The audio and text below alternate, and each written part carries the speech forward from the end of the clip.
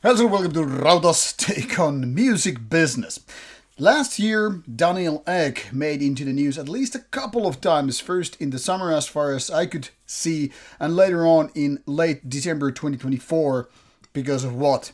Money. Now, a lot of people might not know who Daniel Ek is or why he is so goddamn rich. We're talking about billions of dollars of net worth, but a lot of people, I would guess roughly everybody here watching the video knows what Spotify is. And yes, that's exactly what Daniel Ek from Sweden is running.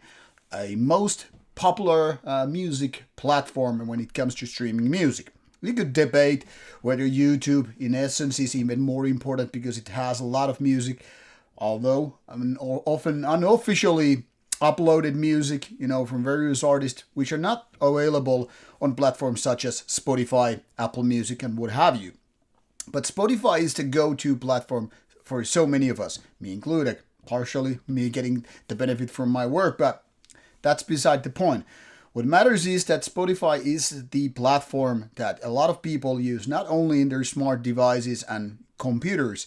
For example, my amplifier set there has Spotify functions, which mean I can easily just stream stuff from my phone directly to that because of Spotify is everywhere. Even my electric car has integrated Spotify system, which is not so much given for other alternatives. So yes, Spotify is the biggest, maybe not the most beautiful, or maybe the best functioning thing, but nonetheless, it's the go-to platform when streaming music.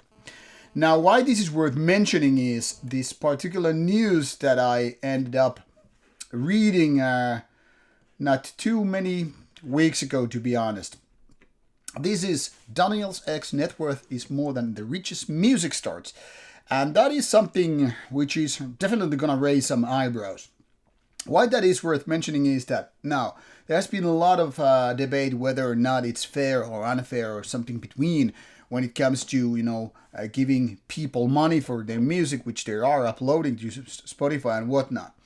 But I guess despite all the problems Spotify had for many years, I mean it was not doing revenue. It was negative revenue actually for many years. It wasn't too many years that at Steelfest I had this conversation with a friend of mine who is very much into underground metal music, but he's also a tech journalist, and we had this talk that Spotify is still not making money. Yeah, that was a few years ago. And now when it is, it's making hell of a lot of money. Now, obviously, none of the biggest money-making people in the industry, music industry, are not metal music. So you could say how that is, relevant to us, but we'll talk about that. But first, let's drop some of the names. I guess most of you people know names like Jay-Z, Rihanna, Drake, and most of you importantly, Taylor Swift, who have all made their billions of net worth through music, more or less. Now, obviously, there are other ventures like Rihanna doing fashion things, and that alone is bringing a lot of money. But for example, Taylor Swift. Everybody knows Taylor Swift. And she's making money through record sales and touring.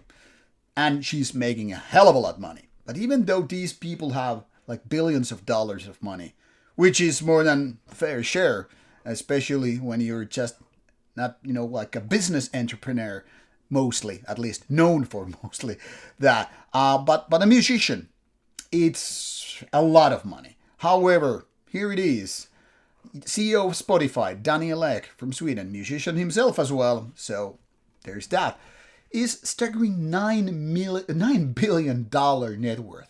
9 billion. Of course, that is very far from the real rich, the super rich people. We're talking about the Elon Musks or Bezos of Amazon or Zuckerbergs or Bill Gates, but still, here it is. Making all this is making him wealthier than the richest musicians in the world. He is a musician, but still. So suddenly, whatever happened with Spotify being on the negative side of things and companies investing money and hoping it will eventually do some money, well, there it is. I guess there's a lot of irony when it comes to this. First, you're negative and people are like, yeah, this is promoting our music. And then people are like bitching, like, we're not even getting the money because of, bad record deals or whatever you have with the labels who might even own the rights to distribute your music, which you're making. So Labels, I guess, are doing okay with Spotify revenue. Daniel Ek is definitely doing way better than just okay. And the musicians are like, what, licking their fingers like, it would be nice to buy a cup of Starbucks coffee, but I just have to buy a couple of guitar picks, and that's all I can afford with my streaming service money. Now, how is this relevant to metal, obviously? I mean, a lot of people, I've seen even record collectors selling their collections away, and what they're doing instead is just, using streaming services. I'm not blaming them for obvious reasons. When I go to the gym, obviously I don't bring my stash of CDs with me and have a portable CD player, not to mention vinyl. And like I said, in my car, I have Spotify. They're integrated. Obviously, I'm going to use it a lot. At home here, however, I have my amplifier, I have my turntable, I have my CD player, and that's what I'm using. But I'm here not to lecture you that you should do the same as me. You don't have to stick the physical format at all. I'm just saying there's a kind of a weird disparity in the sense of how things are happening, how the money is being shared, and who is gonna get richer and who is not. So my point here is the moral of the story: doesn't matter how good your music is, doesn't matter how professional you're with your music, touring, selling merchandise, selling crazy amount of CDs or whatever, you're still not going to be as rich as the guy who, with his company, more or less invented in a way, a platform you to distribute this music. So at the same time, we might be mad at this guy, and a lot of us would be hypocrites by doing that because we are still using that. Now, if you change that to YouTube and use those unofficial uploads, it's not better. Even actually, it's worse, because even the royalties are even worse. And when we're talking about unofficial videos, being streamed or other sources, well, it's like you're even less supporting the artist. Now, what you can do, however, is consider buying some of the stuff from the artist. Maybe buy digital copies from the Bandcamp, using your favorite artist Bandcamp site and, buying the music digitally. If that sounds goofy or weird or against your principles because buying digital is not my thing, maybe consider buying a shirt. Band shirts. I don't know, maybe go to see a show. Maybe buy something from the artist. Maybe at least write a blog, write a review, take photos and, spread the love, if you will, if you can use that in extreme metal and all.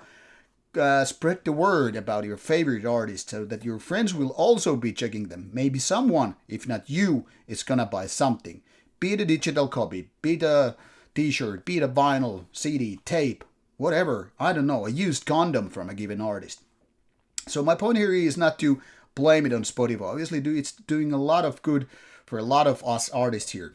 In case you didn't know, yes, I do have my own bands, and my bands also have the music on, Spotify and other platforms through the labels and whatever.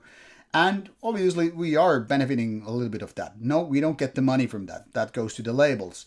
But the thing here is, when people are bitching to me and like, hey, how can I listen to your music? And I'm like, maybe Bandcamp, at least it's available there, or go for YouTube. And a lot of people, but if it's not on Spotify, I'm not going to listen to it because it's too, difficult or whatever. And for that reason, I would say, yeah, it's good to have your music there. I mean, it's better than nothing, obviously. So if people listen to that music on Spotify and then they decide, hey, I actually like this music, I'm going to buy this album or I'm going to see them live. Yeah, it benefits all of us in a way. But there is a lot of irony compared how things used to be. Back in the days, you were happy if you get to play your music on radio. Obviously, radio was never exactly a loving partner of underground music. And in a way, we were proud of that. And in a way, we were like, oh, fuck you. You're not even playing us on the air. Unless you had a really, really specialized underground metal shows like we had in Finland, luckily, for our generation who got to learn a lot about cool bands. Even the bands like, black metal ones, Dark Thrones, Imbel Nazarines, what have you, through the radio. But nowadays, not so much happening. So streaming is definitely there, and it's kind of pointless to fight that. It's, however, like I said, ironic how the guy who isn't even making the music for the platform so much is making more money than the artist, even the super big ones, who are really keeping the streaming service worthwhile using. But it is what it is. I'm not going to blame you. I'm not going to blame the service. I'm just going to say, support your local artist. If you love some artist, some band or whatever, spread the love. Tell it to your friends. Write, photo, buy. That's pretty much of it. What are your thoughts about this? Is it fair or unfair, or do you even give a shit? Do you love music? Do you hate it? Do you give it shit shows? Do you buy merchandise? If so, why not? If not, why not? Anyway, this is my take on stuff, and keep seeing you. Bye bye. Stay metal.